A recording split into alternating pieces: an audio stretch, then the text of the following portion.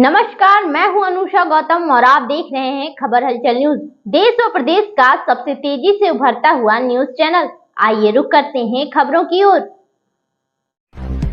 अयोध्या पहुंचे स्वामी प्रसाद मौर्य ने ऑपरेशन सिंदूर पर बड़ा सवाल उठाया है।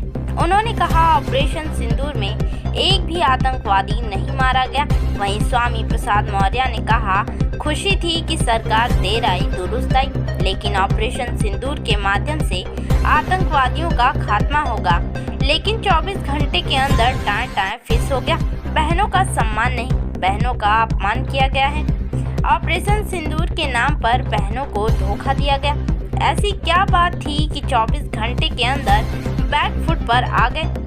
वहां पर घुसकर एक भी आतंकवादी को नहीं मारा गया। सरकार ने बहनों की आंख में धूल झोंका, देशवासियों की आंख में धूल झोंका।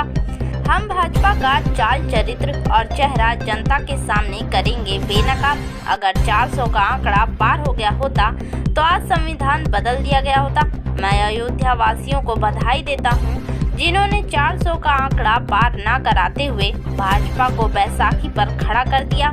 प्रधानमंत्री नारा देते हैं, वन नेशन वन इलेक्शन। मैं कहता हूं, वन नेशन वन एजुकेशन। सभी को मिले समान शिक्षा। खबर हलचल न्यूज से फरीद अहमद की रिपोर्ट। ऑपरेशन सिंदूर चलाया, देश को खुशी हुई कि देर आए दुरुस्त आए। ऑपरेशन सिंदूर के माध्यम से आतंकवादियों का खात्मा होगा, लेकिन 24 घंटे के अंदर टाइम फिश हो गया। बहनों के सम्मान के बजाय बहनों का अपमान किया। ऑपरेशन सिंदूर के नाम पर बहनों को धोखा दिया। क्या कौन सी बात थी? 24 घंटे के अंदर बैकफुट पे आ गए, जबकि एक भी आतंकवादी वहां घुस के मारा नहीं गया। अगर सब युद्ध बंद ही करना ही था तो सारे, जबकि एक भी आतंकवादी वहां घुस के मारा नहीं गया। अगर सब युद्ध बंद ही करना ही था तो सारे आतंकवादियों का सुपड़ा साफ करने के बाद युद्ध बंद किया जाता। हम सभी स्वागत करते, लेकिन न केवल बहनों के हाथ आंख में धूल झोंका, देशवासियों के आंख में धूल झोंका। इस प्रकार से जो भाजपा का चाल और चरित्र और चेहरा है, उसको जनता के बीच में बेनकाब करने जा रहे हैं। वहीं दूसरी ओर संविधान सम्मान, 400 के पार का अगर आंकड़ा पूरा हो गया होता तो आज संविधान बदल दिया गया होता। मैं पूरे देशवासियों को, विशेष रूप से अयोध्या वासियों को बधाई देता हूं, जिन्होंने 400 के आंकड़ा पार वर्ष का सपना दिखाने वाले लोगों को बैसाखी मिला के खड़ा कर दिया। संविधान तो बन गया, लेकिन आज संविधान की व्यवस्था के साथ छेड़छाड़ हो रही है। आज भी मनमानेपन पर उतारू हैं।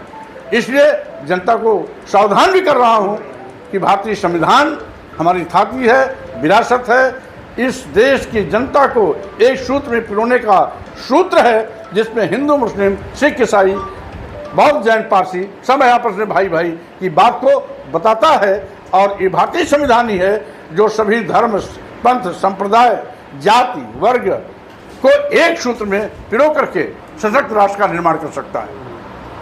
27 के चुनाव की क्या रणनीति है आपकी? क्या किसी पार्टी से आप वो करेंगे? बहरहाल अभी मैं उत्तर प्रदेश में सभी 403 विधानसभाओं में जाऊंगा, प्रदेश के सभी जिलों में जाऊंगा। यात्रा हमारी लगातार चलती रहेगी। ये चौथे चरण की यात्रा है, जिसमें आज अयोध्या में चौथे चरण की यात्रा पूरी हो रही है। कल से मैं देवीपाटन में घुसूंगा, जहां पर गोंडा, बलरामपुर, श्रावस्ती और बहराइच की 4 दिवसीय यात्रा होगी, जो 23 को समाप्त होगी।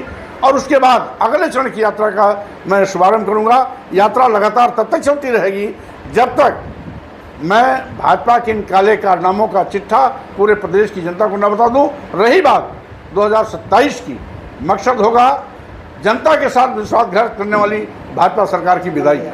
इसलिए 2027 का चुनाव भाजपा की विदाई का चुनाव होगा। इसी तैयारी के साथ हम मैदान जंग हैं, और आवश्यकता पड़ेगी भाजपा को हटाने के लिए तो लाइक माइंडेड लोगों के साथ हाथ मिलाने में भी कोई गुरेज